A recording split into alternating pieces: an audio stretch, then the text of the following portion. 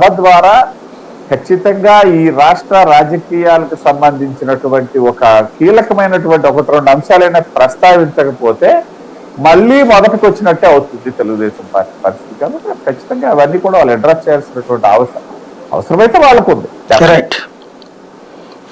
Final గా పురుషోత్తం రెడ్డి గారు.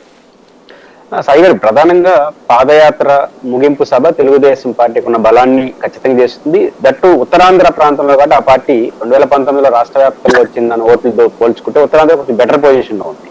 కాబట్టి ఉత్తరాంధ్రలో వాళ్ళకి సహసిద్ధమైన అనుకూల అంశాలు, రాజకీయంగా తెలుగుదేశం పార్టీకి ఉన్నటువంటి కెపాసిటీకి అది ప్రతిబింబం అవుతుంది. అది ఖచ్చితంగా తెలుగుదేశం పార్టీకి ఒక ఉత్సాహాన్ని, లోకేష్ గారి పాదయాత్ర ఎలా ముగింపు అయినా తెలుగుదేశం పార్టీ ఒక బలమైన సిగ్నల్ ఉంది.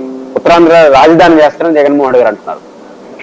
అట్లాంటి ప్రాంతంలో ఈ సభ అద్భుతంగా విజయం సాధిస్తే దాని రిఫ్లెక్షన్స్ ఏదన్నా ఖచ్చితంగా ఒక పాజిటివ్ లుక్ అనేది మాత్రం తెలుగుదేశం పార్టీ శ్రేణులకి ప్రజలకు ఇస్తారు. లోకేష్ గారి పర్సనల్ విషయాలు వేరు.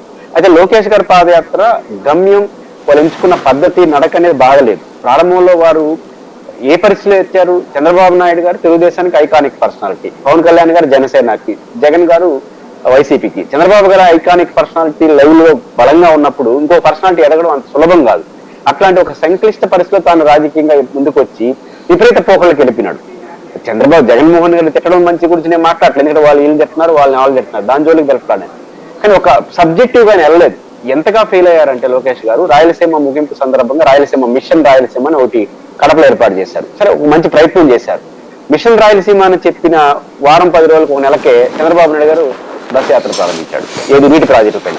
నిజంగా లోకేష్ గారు మొత్తం పాదయాత్ర సమగ్రంగా ఉంటే వితిన్ నెలల్లోనే చంద్రబాబు నాయుడు గారు నీటి ప్రాజెక్టు పైన పాదయాత్ర చేయాల్సిన అవసరం వచ్చింది అంటే ఆయన అడ్రస్ చేయలేని అర్థం. ఒక కేవలంగా జరిగింది అంటే ఒక అజెండా లేని పాదయాత్ర ఉంది. కేవలం నేను కొడతాను, నేను తిడతాను, నేను అయితే నాకు లెక్కలేదు, ఆ ధోరణికి వెళ్ళిపోయినాడు. దానివల్ల ఏమైంది? మొత్తం ప్రజలు తెలుగుదేశం వర్సెస్ వైసీపీగా మారిపోయింది తప్ప జనరల్ పీపుల్ ఇది మాది కాదు, రెండు పార్టీల మధ్య యుద్ధంగా మారినప్పుడు ప్రజలు పట్టించుకోరు.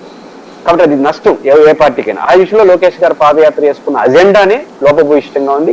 దానికి తోడు ఆయన రాజమండ్రిలో వదిలేయడం, మధ్యలో కొనసాగించడం, పాదయాత్ర ఎండింగ్ చేయకపోవడం వల్ల ఆ పార్టీకి లోకేష్ గారు ఏదైతే పాదయాత్ర స్టార్ట్ చేసి తాను ఒక పర్సనాలిటీ ఎదాలను అది సాధించలేకపోయినాడు. కానీ తెలుగుదేశం పార్టీకి ఉన్న సహసిద్ధమైన బలం ఉంటుంది.